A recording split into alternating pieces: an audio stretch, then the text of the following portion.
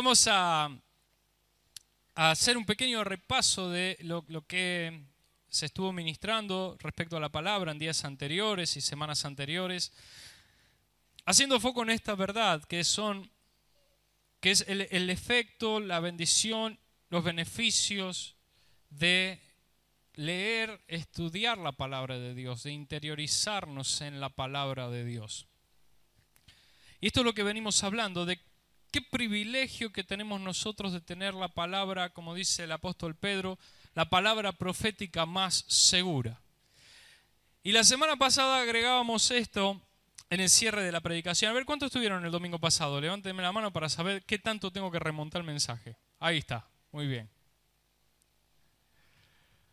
La semana pasada hablábamos de la necesidad que tenemos personalmente de recuperar nuestra voz profética. Me voy a poner en el medio así, la cámara me toma. Es todo un tema de la filmación. Ahí vamos. Arrancamos de cero. Hablábamos de la necesidad de recuperar nuestra voz profética. No hablamos de ejercer ningún tipo de don espiritual particular. No hablamos de poder ver el futuro o de poder decir cosas ocultas o traer una palabra a alguien en particular. Cuando hablamos de voz profética nos referimos a hablar aquello que Dios ya ha hablado. Cuando usted confiesa y declara lo que está en la palabra, no lo que está en el deseo, no lo que está en la buena intención, sino lo que está en la palabra de Dios. Hay algo poderoso que se mueve porque Dios respalda su palabra. Su compromiso, el compromiso del Señor es con su palabra. Él es el que dice, mi palabra no vuelve vacía. Él es el que dice, mi palabra son vida y son paz. Entonces Él respalda esa palabra y nosotros necesitamos declarar esa palabra, pero no podemos declarar la palabra por imitación. ¿Sí? No podemos ser como las cotorras o los loros. Usted escuchó un loro hablar, si no, busque después en YouTube, hay loros que cantan alabanzas. Hay dos loritos, y yo los conocí, estaban en Villa Yardino, Córdoba. Creo que vos también los conociste, los loros de Villa Yardino, que cantaban alabaré, ¿o no? Sí. Y vos entrás y los ves a los dos loros y está uno, alabaré, y el otro, alabaré a mi Señor. Y así están, y le pegan. Y te repiten versículos bíblicos. Son loros. Imagínense que están en un lugar donde hacen campamentos cristianos. Están reconsagrados esos loros. Pero, claro, no tienen la vida de la palabra, el espíritu de la palabra en ellos. No vemos a los loros predicando ni haciendo misión. Ellos están repitiendo. Ahora no nos confundamos. Cuando hablamos de declarar la palabra, no hablamos de repetir como loros. No se trata solamente de repetir un conjunto de palabras que son las que Él ha pronunciado. Esto tiene que venir acompañado con el Espíritu de Dios que está en nosotros. Y tiene que haber un entendimiento en la palabra que estamos declarando. Por eso Jesús, cuando le dicen, Señor, enséñanos a orar, una de las cosas que advierte o que señala es, miren, ustedes no piensen que por sus muchas palabras van a ser oídos, porque esto es lo que hacen los que no conocen, los que no entienden. Los incrédulos, dice. Pero ustedes cuando oren tienen que orar así. Y les da la oración del Padre Nuestro, que es una oración que tiene un profundo sentido de pertenencia al Señor. Un profundo sentido de identidad, donde te posiciona como quien ora, declarando la palabra, pero no como alguien que repite, sino como alguien que es hijo de Dios. Por eso empieza diciendo, Padre Nuestro que estás en los cielos. No se trata de repetición de fórmulas. Declarar la palabra es decir lo que Dios dice, pero porque estoy cerca de Dios y lo puedo escuchar y lo puedo entender. Por eso hablábamos la semana pasada de cómo recuperar la voz profética. ¿Cómo es que perdimos voz profética? Porque dejamos de nutrirnos de la palabra que viene de Dios y empezamos a consumir otro tipo de contenidos que alimentan nuestro ego, nuestras estructuras mentales personales, cuestiones de la cultura, nuestra comodidad, etcétera, etcétera. Entonces necesitamos recuperar la voz profética. Esto es solo repaso de la semana pasada y hablamos de 3 verdades fundamentales respecto a la palabra que nos ayudan a entender cómo es que afecta nuestra vida la palabra de Dios? Dijimos en primer lugar que la palabra de Dios es alimento. Y esto dijo Jesús: no solo de pan vivirá el hombre, sino de toda palabra que sale de la boca de Dios. Diga conmigo, no solo de pan. Es decir, que si usted se ocupa solamente y toda su vida y todo su enfoque está en conseguir cuestiones materiales, usted va a desfallecer en su vida espiritual. Esto es lo que significa. No hablamos del pan harina. Y uno dice, yo harina no consumo. Bueno, zanahoria, es igual. Estamos hablando de cosas materiales. Y nos preocupamos mucho por conseguir las cosas materiales. Dedicamos gran parte de nuestra vida, los que estudian alguna carrera, los que se dedican a algún oficio, más allá de la realización personal, en definitiva lo hacemos para conseguir recursos. Y Jesús dice, eso está muy bien, pero no solamente de eso vive el hombre. Entonces le da un carácter primordial al recibir la palabra del Señor, que es vida, que es sustento, es el sustento de nuestra fe y que fortalece nuestra naturaleza espiritual, porque nos conecta con Dios, que es la vida. ¿Y se acuerdan que hablamos de qué come la serpiente? ¿Quién se acuerda? ¿Qué come la serpiente? Y Adán, el viejo hombre que se desprendió de la vida de Dios, que es polvo. Cuando te desconectás de la vida de Dios, cuando te mantenés ajeno a eso, es decir, no te alimentás de su palabra, quedás a merced para ser alimento del enemigo. Esto lo vimos la semana pasada, usted puede escuchar el mensaje de la semana pasada en YouTube, creo que lo subieron hoy o ayer, está. Entonces necesitamos fortalecer nuestra naturaleza espiritual por medio del alimento espiritual, que es la palabra de Dios. Y esta palabra la tomamos no solamente de las Escrituras, que es una parte muy importante, nos acercamos a las Escrituras y lo empezamos a entender, sino también a raíz de meditar en la Escritura y de oír la voz del Espíritu Santo que está en nosotros. Cuando recibimos la palabra empezamos a discernir la diferencia entre la verdad y el engaño. Y se sorprendería usted al saber qué tan inmersos estamos muchas veces en el engaño.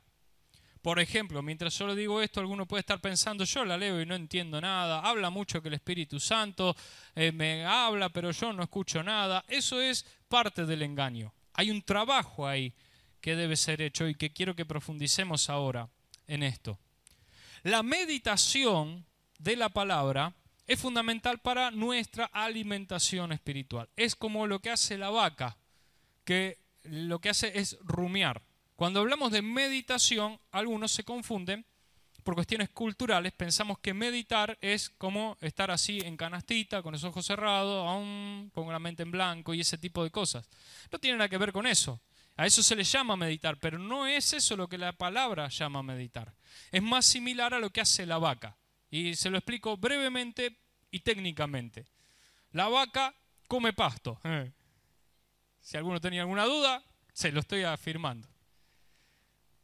Come el pasto y el pasto, los vegetales en general, tienen fibras muy duras y tienen celulosa y un montón de compuestos que son muy difíciles de digerir. Entonces la vaca lo toma y lo mastica un tiempo y lo manda a un primer estómago que tiene. Ya no me acuerdo cuántos tiene, no voy a ser tan técnico, pero lo manda ahí al primero. 4 me dicen allá. ¿Quién da más? Ahí está. 4. Lo manda al primer estómago y ahí empieza a ser tratado todo ese alimento. Y después que la vaca comió todo lo que necesita, se echa, y eso vuelve otra vez a la boca y lo vuelve a masticar. ¿Sí? Y lo mastica otra vez ya procesado y otra vez lo va a volver a tragar. Y así para poder obtener toda la riqueza y todo el nutriente posible para poder alimentarse de algo que para usted y para mí no es alimento. Si nosotros intentamos comer pasto, pasamos de largo, no vamos a poder. Pero usted ve semejante bicho, todos los de 500 kilos, que comen pasto. Pero hay todo un equipamiento biológico que le permite obtener el máximo recurso de eso que está tomando, de lo que se está alimentando. Cuando en la Escritura encontramos al salmista diciendo que disfruta de meditar la palabra, usted imagínese una vaca rumiando. Lo que significa es que toma la palabra y comienza a leerla, y en principio lo que va recibiendo son palabras, mensajes, historias, parábolas, consejos que van entrando en la mente, en nuestra estructura mental, por medio bueno, que hablamos el mismo idioma, ¿no? Y entendemos, algunas cosas podemos entender. Y más o menos podemos ver por dónde va. Pero lo internalizamos, lo interiorizamos, y en el transcurso del día o después de que leímos eso, seguimos rumiándolo, meditándolo. Eso trabaja en nuestra mente, en nuestra alma y en nuestro espíritu. No es que lo leemos, como yo decía, una declaración repitiendo palabras tipo talismán. Y repito y listo, y salgo a la vida y me olvido. No es así, sino que lo tomo y medito. Y yo por ahí estoy trabajando, estoy estudiando, estoy haciendo alguna otra cosa, y medito en aquello que leí y empiezo a sacar todo el recurso que allí está. Y ahí es donde el Espíritu Santo empieza a trabajar en nosotros. Lo que en un primer momento leí y lo único que pude entender fue simplemente las palabras que allí estaban escritas o lo superficial de una historia, de repente empieza a nutrir mi espíritu y empiezo a entender un poco más. Y así lo vuelvo a guardar en el corazón y otra vez vuelve. Y otra vez lo vuelvo a masticar, y otra vez lo vuelvo a entender. Y en el transcurso del tiempo, esa palabra va alimentando mi espíritu. Voy sacando todos los recursos que necesito de allí. ¿Se da cuenta? Por eso hablamos de la necesidad de estudiar la Escritura. No con libros, no con comentarios. Estudiarlo es sentarse, tomarla, leerla, ocuparse y meditarla. Es decir, tenerla aquí guardada y aquí guardada, para seguir trabajándola. Y eso empieza a ocupar tu mente y tu mente empieza a ser transformada a la mente de Cristo. Eso fortalece nuestra naturaleza espiritual. Al estar nuestra naturaleza espiritual fortalecida, basamos en la segunda verdad, que es que la palabra nos brinda protección contra el enemigo. Y aquí quiero profundizar en algo más. Hace un momento estábamos orando y ministrando bajo la guía del Señor respecto de que necesitamos ser libres. Todos de una u otra manera necesitamos ser libres. Todos. Necesitamos ser libres en nuestras emociones, ser libres tal vez en nuestro físico de alguna enfermedad. Necesitamos ser libres de cargas, de ansiedad, de angustia, libres de a veces estructuras mentales complicadas, difíciles. Y la palabra de Dios nos declara que el conocer la verdad, en Juan 8:32 Jesús dice esta frase muy conocida: ustedes van a conocer la verdad y la verdad los hará libres. Y otra vez, no es una frase suelta que dice Jesús así. No existía el Facebook en ese momento y Jesús dice: voy a clavar alto posteo, conoceréis la verdad os hará libres. No, había toda una conversación donde él estaba hablando con personas. Y fíjense a quiénes se los dice. Estaba hablando con las personas que eran los que se ocupaban de leer y enseñar lo que estaba escrito al pueblo. Lo que llaman los escribas, los fariseos. Aquellos que interpretaban la ley de Dios para el pueblo judío al que Jesús le estaba hablando en ese momento. A ellos les dice: ustedes conocen muy bien la letra, pero no entienden lo que está en el espíritu. Y yo les digo esto: ustedes necesitan no solamente conocer lo que está escrito, sino conocer la verdad. Y la verdad es la que los va a hacer libres. Obviamente que se recontra enojaron. Lea después el pasaje y se va a encontrar que es fabuloso, un gran pasaje. Pero aquí nos da a entender que la palabra acompañada del Espíritu es lo que nos trae libertad. Es el poder de Cristo operando en nosotros el que nos trae verdadera libertad de lo que sea que necesites ser libre. En primer lugar, del pecado, del mundo, de Satanás. Después de cuestiones particulares, pero necesitas ser libre. Pero hay algo más que la palabra nos dice al respecto. Una vez que experimentamos la libertad en Cristo, en Gálatas 5:1 el apóstol Pablo le pide a los hermanos de esa iglesia y les dice así: estén pues firmes en la libertad con que Cristo nos hizo libres y no estén otra vez sujetos al yugo de esclavitud. Interesante, porque la libertad de Cristo sobre nosotros es una libertad muy poderosa. El precio que Él pagó por nuestra libertad es un precio muy alto y cuando Él opera en nosotros lo hace de una manera definitiva, impresionante. Vemos cómo obra el Señor trayéndonos libertad. Pero queda ahora en nosotros el mantenernos dentro de esa libertad. No solamente acudimos al Señor para obtener un milagro, no solamente venimos a Él para que nos libere de nuestras cargas, sino que además Él nos invita a permanecer en Él. Y si el llamado es a permanecer, es porque evidentemente existe la posibilidad de irse. Si no, no sería necesaria la advertencia o el consejo: permanezcan firmes en la libertad con que Cristo nos hizo libres. Hay una permanencia necesaria. ¿Y en razón de qué? Bueno, hablábamos la semana pasada de que la palabra de Dios nos nutre de manera tal que nos guarda contra el engaño, contra el extraviarnos, nos protege de nosotros mismos y nos protege de la distracción. Pero ¿por qué se puede dar que alguien que ya ha sido libre o ha experimentado libertad pueda volver otra vez a estar esclavo de aquello que Cristo lo ha liberado? ¿Existe esa posibilidad? Yo le voy a contar ahora, usted se va a dar cuenta de que no solamente existe, sino que es probable que en alguna medida nos haya pasado alguna vez. Y por eso es necesaria la luz de la palabra para que estemos firmes y esto no ocurra. Y no ocurra nunca más. Jesús decía así, hablando de la liberación. Hay un pasaje en Mateo 12, 43, sí, ahí ya me lo van a poner en pantalla para que lo leamos juntos. Pero dice así, miren. Cuando un espíritu inmundo sale del hombre, anda por lugares secos buscando reposo y no lo halla. Entonces dice, y presta atención a esto, el diablo es siempre mentiroso, siempre mentiroso. Dice, volveré a mi casa. ¿Perdón? ¿Cómo tu casa? Atorrante. Pero así es Satanás, no pide permiso. Por eso no se puede jugar con las tinieblas. Cuando estamos en Cristo necesitamos permanecer a Él, ahí, porque el tipo se cree que volveré a mi casa como si se hubiera ido de vacaciones.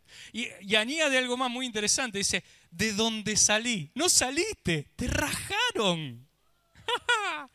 A los gritos saliste. Pero mire lo que pasa, y cuando llega, la halla desocupada, barrida y adornada. Entonces va y toma consigo otros 7 espíritus peores que él. Y entrados moran allí, y el postrer estado de aquel hombre viene a ser peor que el primero. ¡Oh! ¿Qué pasó? ¿Qué defecto, qué problema hubo allí? Que si bien esta persona fue libre por el poder de Cristo, no hubo permanencia en la libertad y cae de vuelta en el yugo de esclavitud. ¿Pero por qué se da esta situación? ¿Cuál es el detalle aquí?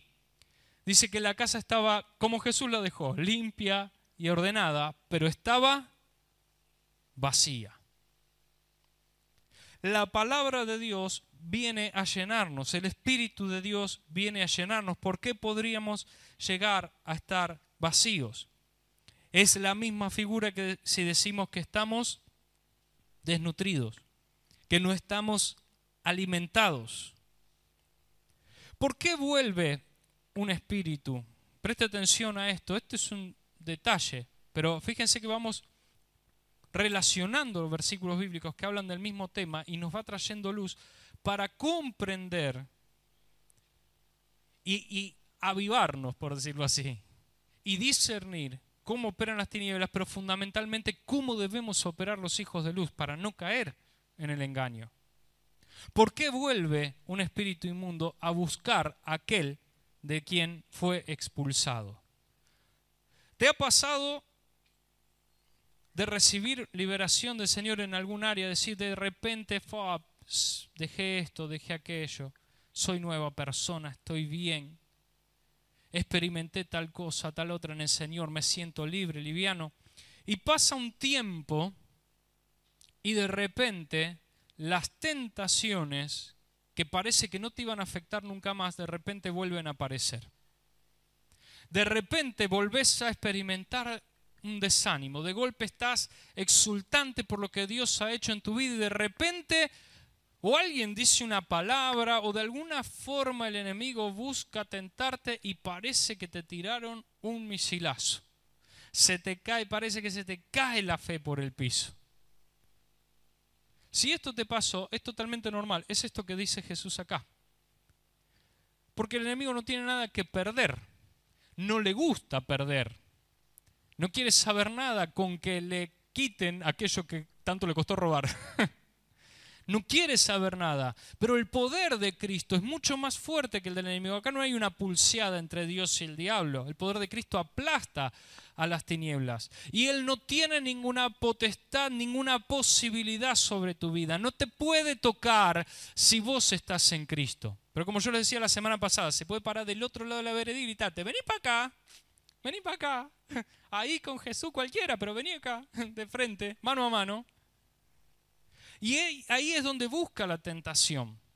El libro de Santiago dice lo siguiente respecto a las tentaciones. Es decir, esto cuando vuelve aquello de lo que nosotros fuimos libres. Dice lo siguiente, Santiago 1:13 al 15, dice, cuando alguno es tentado, no diga que es tentado de parte de Dios, porque Dios no puede ser tentado por el mal, ni Él tienta a nadie. Esto lo entendemos. A veces existe el concepto equivocado, Dios me está probando a ver si soy fiel. Dios ya sabe si sos fiel. Él no te pone a prueba. Dios no usa el mal para probar a sus hijos. No tiene esa inseguridad sobre nosotros. Él nos ama y nos cuida. Entonces, ¿de dónde vienen las tentaciones? Y aquí vienen. No vienen de Dios, sino que cada uno es tentado cuando de su propia, mire qué palabrita, apréndasela, de su propia concupiscencia es atraído y seducido. Entonces, la concupiscencia, después que ha concebido, da a luz el pecado, y el pecado, siendo consumado, da a luz la muerte. Gran pregunta, ¿qué es la concupiscencia? Es esa inclinación que nosotros tenemos a hacer aquello que es opuesto a lo que Dios quiere para nosotros. Y todos luchamos con la concupiscencia. ¿Por qué tiene ese nombre? Porque no se puede definir en un solo acto, en una sola acción o en una lista de pecados. Es algo muy personal y muy subjetivo. Mire, a veces cuando escuchamos, ¿no?, de estos casos de corrupción en el gobierno y estas cosas, y por ahí nos indignamos, decimos, yo jamás tocaría un peso que no fuera mío. ¿Verdad que sí? ¿Y sabe qué? Tiene razón. Seguramente no lo haría. Pero hay otra cosa que tal vez sí. Y aquel que se queda con plata ajena, lo miraría usted y diría, yo jamás haría una cosa así. Porque cada uno conforme a su naturaleza es tentado, conforme a su debilidad es tentado. Por eso vamos a darle énfasis a un mensaje, una palabra que dice Jesús que a veces es muy mal interpretado. Por eso Jesús dice, no juzguen y no serán juzgados, porque con la misma vara que ustedes miden, entonces van a ser medidos. Algunos malinterpretan, tergiversan ese pasaje y le hacen decir de que nadie tiene la autoridad de decir qué está bien y qué está mal, que cada uno puede hacer con su vida lo que quiere. No es eso lo que quiere decir ese pasaje. Cuando dicen no juzguen porque van a ser juzgados, con la misma vara que miden van a ser medidos, lo que está diciendo es, no, viene justo antes el pasaje que dice, no mires la paja en el ojo ajeno, sino la viga que está en tu ojo. Lo que está diciendo es, no te horrorices tanto del pecado, de la perversión del otro, porque ese mismo equipamiento también está en vos. Si vos actuás con misericordia, entonces también vas a recibir misericordia. Pero si señalás condenando, también vas a ser condenado porque no sos diferente. Es la gracia de Dios en nosotros que nos da perdón y libertad, pero en esa libertad tenemos que permanecer. Por eso no podemos señalar. Sí podemos decir que está bien y que está mal. Porque lo que está bien y lo que está mal está mal. No es subjetivo, no es relativo y la palabra es clara al respecto, pero tenemos que actuar con misericordia. Eso es lo que dice ese pasaje. Claramente, porque ¿a qué se refiere a la concupiscencia? En tu caso puede tener un nombre, en el mío tendrá otro y en el de fulano tendrá otro. Para algunos será una adicción, para algunos será la violencia, para algunos será la ira, para otros será, qué sé yo, el juego, para otros será... Para otros será el desánimo. Me soplan acá, yo tengo que decir lo que dice mi esposa, porque si no la concupiscencia es el menor de mis problemas. Para otros será otra cosa, pero en todos opera de la misma manera. ¿Y sabe qué es eso? Ese lugar, la concupiscencia, es allí donde el enemigo viene a apuntar sus dardos. Es allí a donde viene a trabajar y a tentar. ¿Por qué? Porque sabe que esa es la forma en que puede hacer que no permanezcas en la libertad con que Cristo te hizo libre y que vuelvas otra vez a su yugo de esclavitud. Entonces, por eso se va, pero después vuelve y dice, a ver si ya se le pasó. A ver si ya se le pasó la euforia de la iglesia. A ver si ya se le pasó el enamoramiento con los hermanos. A ver si ya se le pasó esto de estar cantando alabanzas todo el día.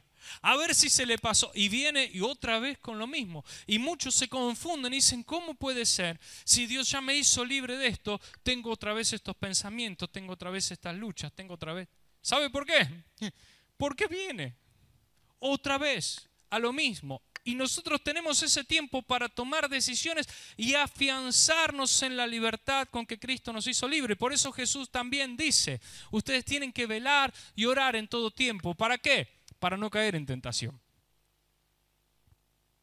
Porque la libertad de Cristo es poderosa y nosotros nos tenemos que agarrar de ella y sostenerla. ¿Y cómo hacemos esto? Efesios 4:22, el apóstol Pablo dice lo siguiente, ustedes necesitan renovar. Dice, en cuanto a la pasada manera de vivir, despójense del viejo hombre, de ese Adán que hablábamos la semana pasada, que es polvo, que está viciado conforme a los deseos engañosos. Y renuévense en el espíritu de su mente. ¿De dónde dice? De la mente. Porque el espíritu que está en nosotros fue vivificado por Cristo, fue resucitado por Cristo. Él es el que dio vida a nuestro espíritu, pero nuestra mente debe ser renovada por nosotros. ¿Cómo? Tomando, entonces, el que sigue, vistiéndonos del nuevo hombre, creados según Dios en la justicia y la santidad de la, dígalo fuerte, de la, ¿dónde está la verdad? Mi palabra es verdad, es lo que dijo Jesús. Entonces, ¿cómo conozco la justicia y la santidad de la verdad? En la palabra. No, ese no, ya está. Perdón, hasta ahí. Así es como nosotros recibimos la protección frente a la tentación que inevitablemente va a venir. No quisiéramos, pero va a venir. A Jesús mismo le pasó esto. Mateo capítulo 4, pasaje muy conocido. Jesús es llevado al desierto por el Espíritu y allí está ayunando 40 días y al día número 40 dice que tuvo hambre y ahí apareció, diga hambre, una necesidad fisiológica. Y ahí apareció Satanás para intentar tentarlo. Y en 3 oportunidades, con 3 cosas diferentes, que no vamos a profundizar ahora en eso, lo tienta a Jesús. Y Jesús, tomado de la palabra, responde y echa fuera a Satanás y lo vence en ese episodio. Pero el final es espectacular. Porque dice, y entonces Satanás, yéndose lejos, lo dejó por un tiempo. ¡Ah! Por un tiempo. Nosotros no podemos confiarnos Nosotros confiamos en el Señor, pero no nos confiamos en nosotros mismos. En que ya lo hemos logrado, ya lo hemos superado, Dios ya lo hizo, pero será mi trabajo permanecer en la verdad para no caer en ningún engaño y en ninguna tentación. La verdad es la que me llevará a ver y a conocer cuánto me falta a mí de conocer y de alcanzar la persona de Cristo. La verdad es la que va a modelar a Cristo en mí, que este es el gran propósito de Dios con nosotros, que seamos como su Hijo. Y esto no es un decir, no estamos declarando o repitiendo como loros, como le decía, esto es una verdad concreta. Usted quiere saber cuál es la voluntad de Dios para su vida. Muchas veces queremos saber esto, pero otra vez a lo mismo, no podemos ser como aquellos que no conocen al Señor y que solamente se interesan por sí mismos. Quiero saber qué será de mi futuro. Y van al adivino, van al tarotista. Y alguno de vez en cuando busca algún profeta que le diga, profeta, ¿qué haré? Pegó fuerte esa, ¿eh? Ojo. Si usted quiere conocer cuál es la voluntad de Dios para su vida, se la digo concreta y sencilla. Que Cristo sea formado en su vida. De ahí para abajo, todo lo demás que puedas hacer para el Señor será por la gracia de Cristo. De ahí para abajo, haz todo lo que te venga a la mano para honrar el nombre del Señor y no te preocupes, Él te va a respaldar porque donde Él te manda, Él da su respaldo con su palabra, con sus recursos, con su espíritu. Cuando haces lo que Dios quiere, Dios respalda lo que Él quiere con todo su poder. Así que quédate tranquilo, pero recuerda esto, lo principal que Él quiere es que Cristo sea formado en ti. Y eso se logra cuando nosotros nos rendimos a la palabra para recibir la verdad que está en ella. Por eso la palabra de Dios moldea a Cristo en mí, produce en mí limpieza, me hace avanzar y me hace crecer. Quiero aquí entrar en un detalle más. Me hace crecer de mi fe inicial a un nivel de fe que es superior, que es la fe de Cristo. Y voy a tomar unos minutos para explicar esto. La palabra fe para nosotros en castellano tiene muchos significados y muchas acepciones diferentes. A tal punto que hasta Palito Ortega le hizo una canción a la palabra fe, que no tiene mucho que ver con lo que dice la palabra respecto a la fe, pero está bien. Se confunde la palabra fe con la palabra creer, la palabra fe con la palabra tener un buen deseo, la palabra fe con tener esperanza. Y esa fe inicial con la que nosotros llegamos al Señor y que es muy necesaria, es la que nos lleva a encontrarnos con Él. En la palabra tenemos muchísimos ejemplos cuando Jesús caminaba y la gente se acercaba a Él y muchos se acercaban por cholulaje, muchos se sacaban para hacerse la selfie con Jesús, ponele, pero muchos se acercaban a Él con fe y los que se acercaban con fe recibían el milagro que estaban esperando. Y es lo mismo que ocurre con nosotros, las situaciones que nos pueden traer al Señor, las situaciones que provocan que abramos nuestro corazón al Señor, que en otra oportunidad tal vez no hubiésemos escuchado, no hubiésemos prestado atención, pero de repente estamos en un punto en el que estamos tan quebrados que alguien nos da la palabra de fe y eso despierta en nosotros la fe, la certeza, nos transforma en creyentes y empezamos a ver que Cristo puede tener y tiene la solución para nosotros. Y abrimos nuestro corazón al Señor. Y recibimos el milagro conforme a nuestra fe.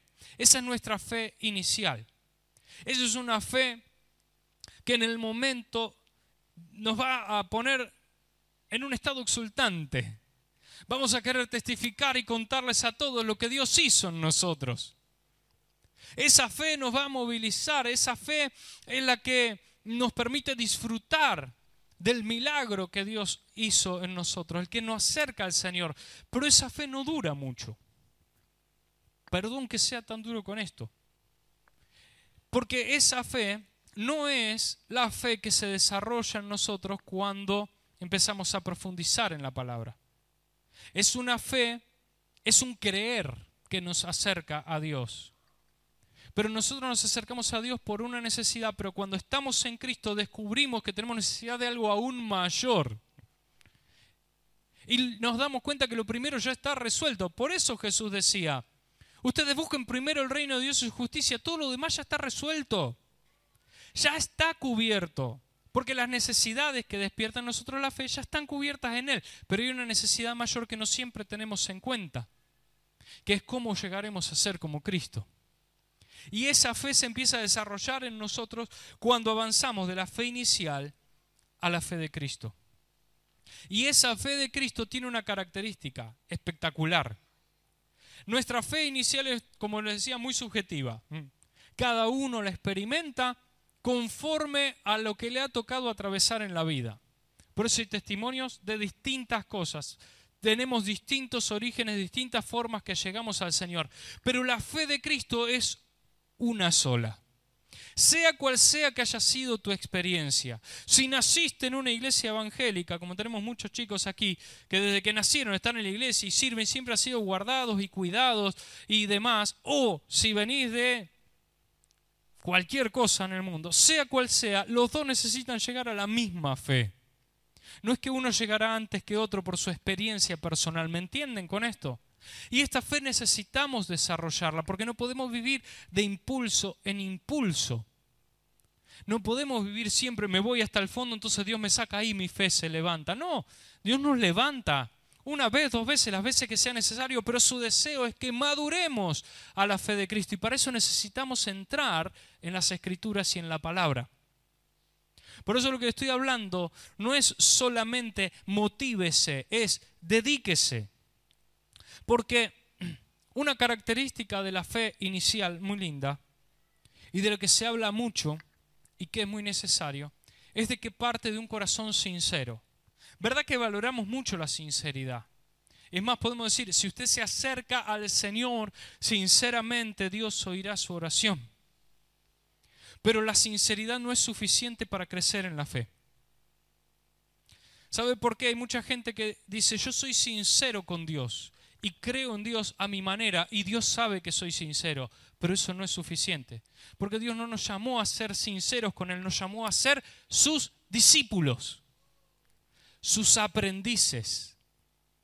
Usted imagínese que va a una escuela, a la facultad, y le dice al profesor, profesor, sinceramente le digo de todo corazón, no he estudiado.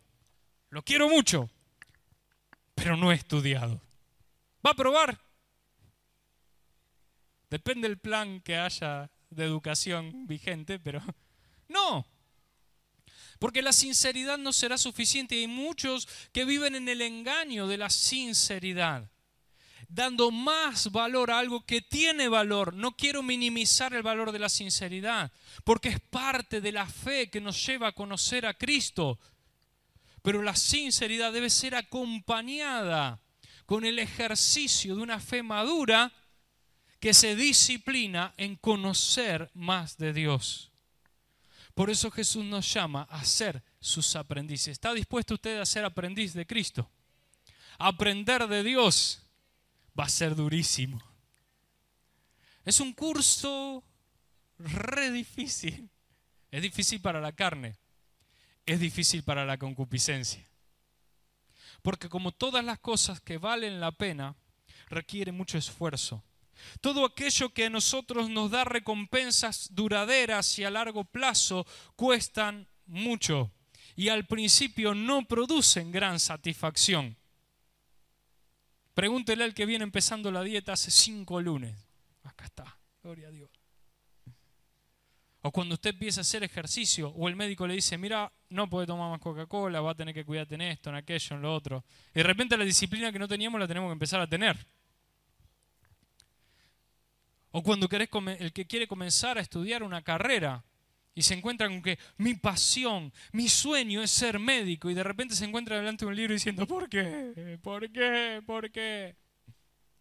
Es tan difícil, tanto estrés, tanta presión, pero es necesario porque las cosas buenas y duraderas se construyen con disciplina y con sacrificio.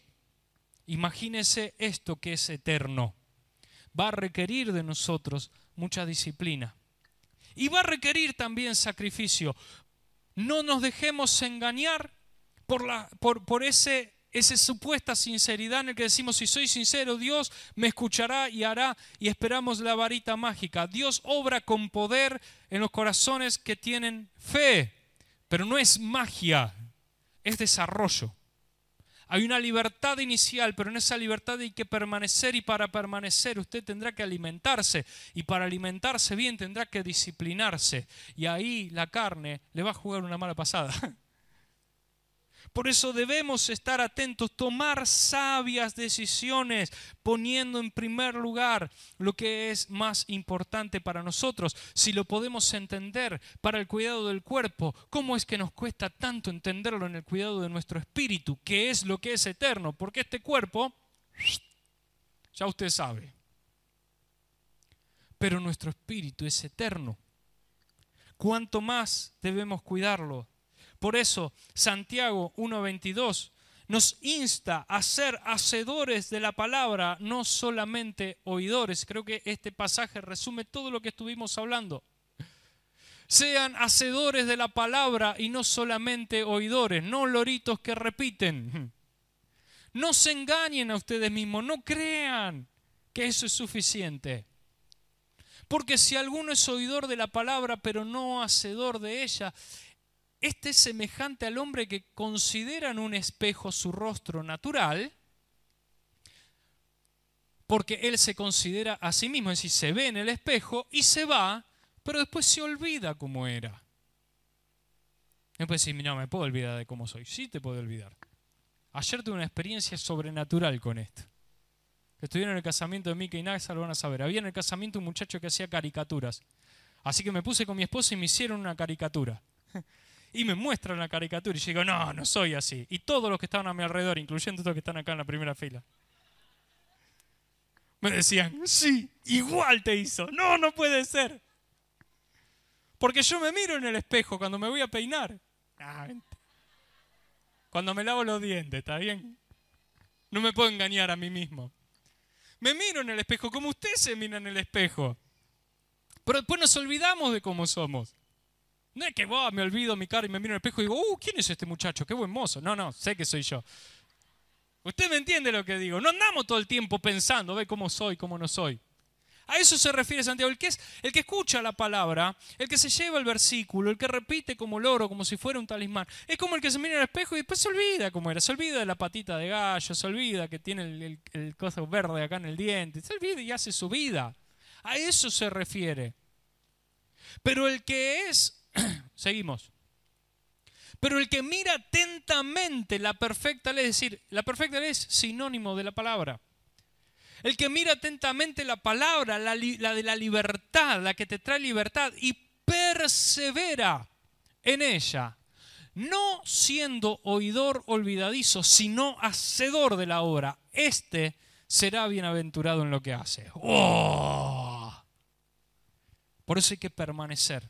Te va a costar, pero no hay nada más importante a lo que puedas dedicar tu vida que a conocer a Dios por medio de la palabra. Cuando hablamos mucho de la necesidad de orar y hablamos mucho de la necesidad de entender la palabra de Dios. Porque entendemos que es nuestra forma de conectarnos con el Señor. Pero no son dos cosas separadas.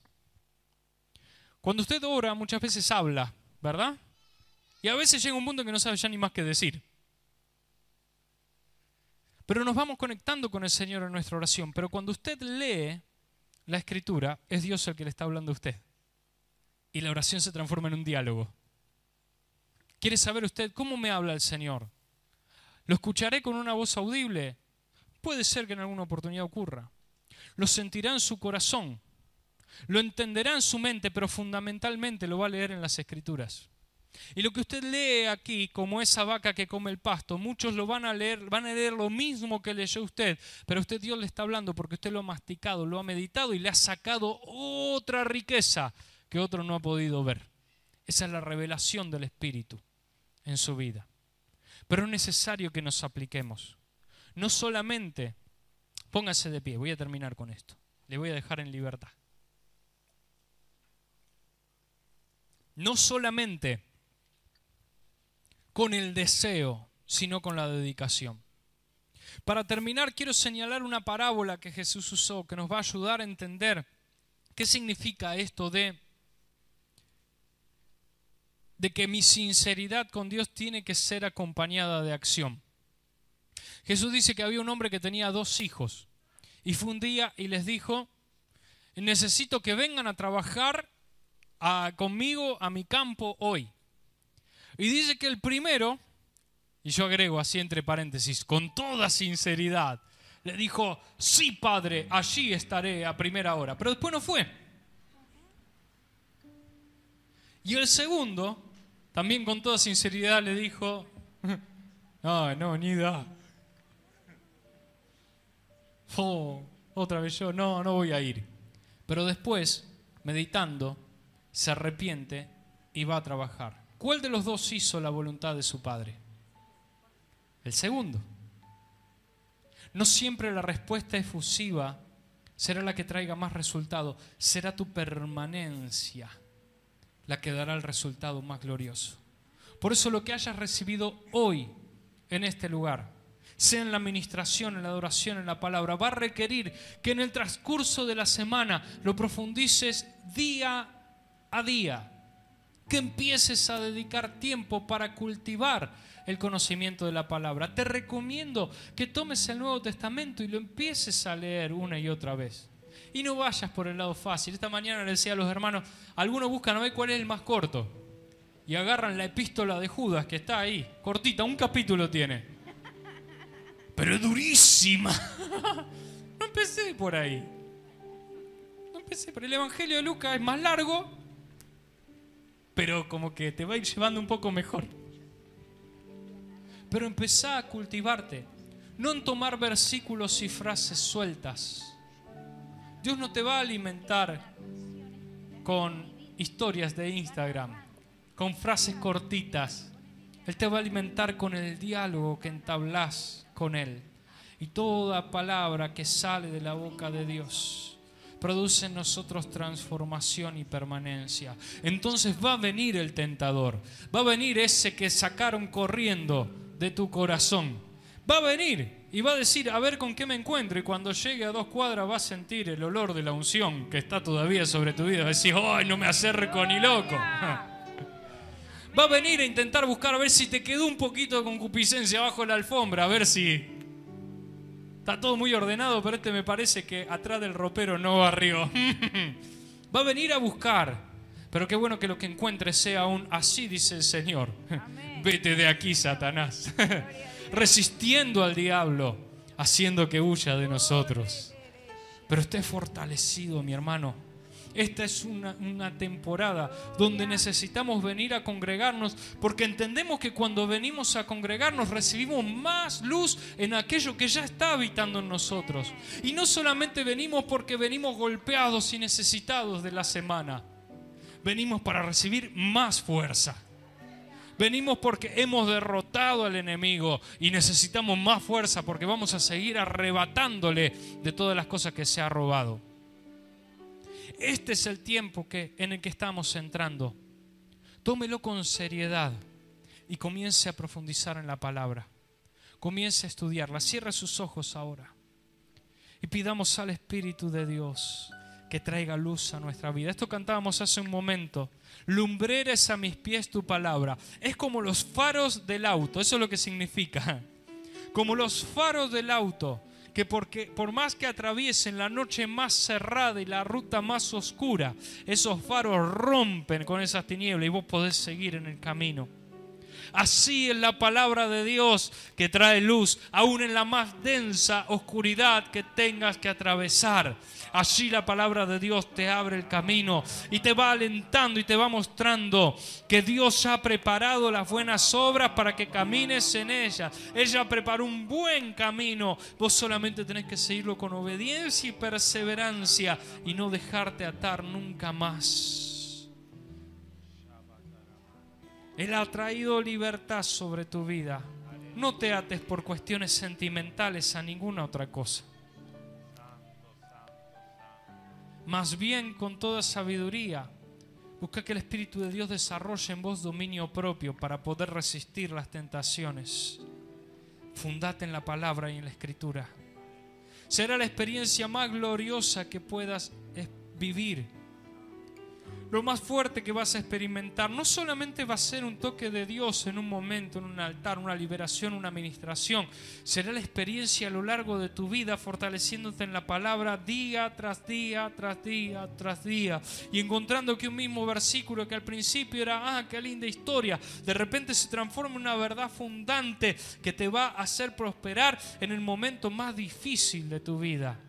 Y te va a hacer permanecer en Cristo. Y va a formar el carácter de Cristo en vos. Pone tu mano sobre tu cabeza, te vas a ministrar. Decirle, Señor, dígalo fuerte, repita conmigo esta oración. Señor, rompe mis estructuras personales. Rompe toda fortaleza mental que se opone a que Cristo ilumine mi mente. Quiero conocerte. Apodérate de mí. Ayúdame a transformar mi mente y formar mi corazón a la imagen de Cristo. Señor, bendícenos, Padre, con tu luz. Hoy oramos de esta forma. La luz de Cristo resplandece y las tinieblas no pueden prevalecer. Echamos fuera todo espíritu de perturbación. Echamos fuera de nuestra vida, de nuestros hogares, todo espíritu de perturbación. Todo espíritu que viene a tratar de obnubilar los sentidos, el razonamiento. Todo lo que viene a traer la antife, la incredulidad a nuestra vida. Todo lo que trae desánimo, lo que quiere apagar el conocimiento de Cristo en mí, lo echo fuera en el nombre de Jesús, con la autoridad que me ha sido dada como hijo de Dios. Me paro en la fortaleza de la palabra y declaro esto, que Cristo es soberano y su conocimiento se funda en mi casa. Y puedo comenzar a profetizar y a declarar lo que Dios dice, porque soy parte de su naturaleza. Cristo está en mí, esperanza de gloria. Nada tiene el diablo conmigo. Y lo echo fuera de mi casa. Trae sobre tu pueblo, Señor, discernimiento. Trae sobre tu pueblo conocimiento, para que no caigamos en los engaños de este mundo, para que el afán y la ansiedad no se lleven nuestros corazones, nuestra energía y nuestras fuerzas, sino que nuestros ojos permanezcan siempre en ti y nuestra fe no falte, sino que sea edificada día a día. Padre, hoy tomamos fuerzas del cielo, fuerzas que vienen de ti. Nuestro espíritu se alimenta, nuestra fe se acrecenta y podemos decir confiados: Dios está conmigo, ¿quién contra mí? Todo lo que has prometido tú lo cumplirás sobre mí.